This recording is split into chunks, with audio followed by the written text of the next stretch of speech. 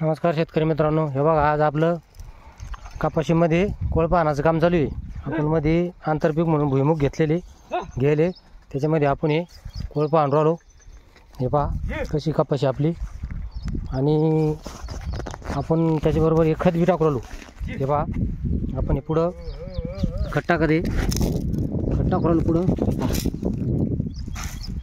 आणि मग ते आता पाऊस याचा अंदाज 1-2 दिवसात पाऊस सांगेल, त्याच्यामुळे आपण पुढं खत टाकून ताबडतोब कोळपा आणून खत माती ॲड करून टाकणार आहे। उघडं पडलं तर उन्हामुळं खताची कार्यक्षमता कमी होती, त्याच्यामुळं हे ताबडतोब आपण हे माती ॲड करणार आहे, झाकून टाकणार आहे।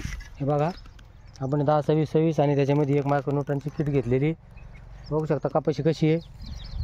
तुम्हाला कपाशी कशी वाटली तर कमेंट करून जरूर सांगा, आणि चॅनलवर जर नवीन असाल तर चॅनलला सबस्क्राईब करायला विसरू नका। हे बघा आपले मस्तपैकी आंतरमशागत चालू आहे। धन्यवाद।